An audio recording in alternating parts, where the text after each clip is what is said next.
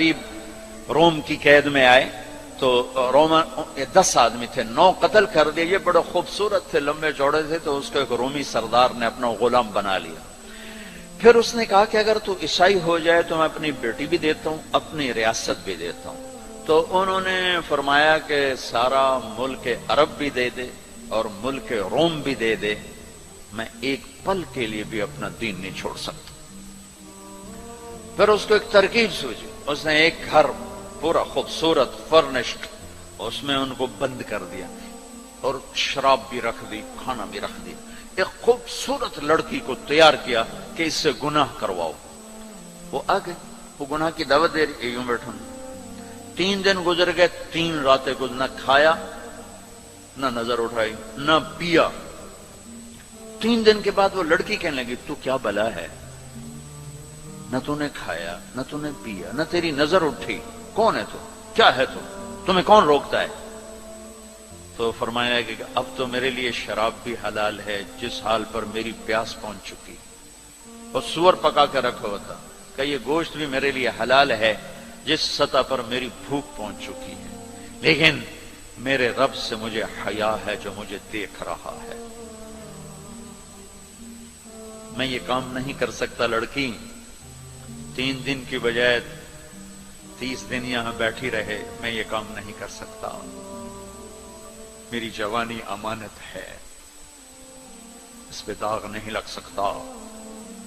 وہ کہنے لگی تیرے جیسے انسانیت کے تاج کو میں قتل نہیں ہونے دوں گی، میں تمہیں چھڑاؤں گی. باہر نکل کے کہنے لگی سردار تو نے مجھے کس کے پاس بھیجا ہے؟ لوہا ہے، نہ کھایا نہ پیا، یا پتھر ہے کہ ایک دفعہ اس نے نظر اٹھا کے نہیں دیکھا، میں کہاں سے اس پہ ہاتھ ڈالتی. اور پھر رات کو آئی، ایک تھیلے میں کچھ کھانا اور ایک مشکیزے میں تھوڑا پانی، اور اس کو چپکے سے نکالا. کہا کہ یہ دیکھو تارا، قطب ستارہ دیکھا، کہ اس کو یہاں رکھنا کندھے پر اور چلتے رہنا، رات کو چلنا دن میں چھپنا. اگر اس کو تم نے اس سیدھے کندھے کے ساتھ رکھا تو ایک دن تم عراق پہنچ جاؤ گے. یہ کردار تھا جس نے صحرا نشینوں کو کیسر اور کسرا کے اوپر جھنڈے گاڑنے کی طاقت عطا فرمائی، توفیق عطا فرمائی اور قوت اور قدرت دی. اپنی 24 گھنٹے کی زندگی میں تمہاری ہاسٹل لائف ہے، پارٹیاں نہ بنو. میرے دیش کو مذہبی نفرت نے بھی برباد کیا ہے اور سیاسی نفرتوں نے بھی برباد کیا ہے.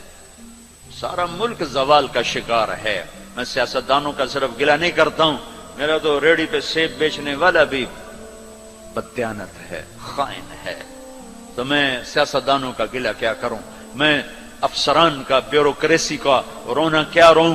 ہمارا تو چپڑاسی بھی بددیانت ہے. اللہ اس کے رسول کی غلامی کو ڈھونڈو ڈھونڈو. مذہبی نفرتوں کا شکار مت ہو. ہماری نسلوں میں بڑے دکھ سے یہ باتیں کہہ رہا ہوں کہ جیسی نفرت میں نے پاکستان میں دیکھی ہے مذہب کی، پوری دنیا میں کہیں نہیں دیکھی. مذہب کا اختلاف کب نہیں تھا؟ میرے نبی کی موجودگی میں صحابہ میں اختلاف تھا، نبی کی موجودگی میں اختلاف تھا. اختلاف ختم ہی نہیں ہو سکتا. محبت کرنا سیکھو.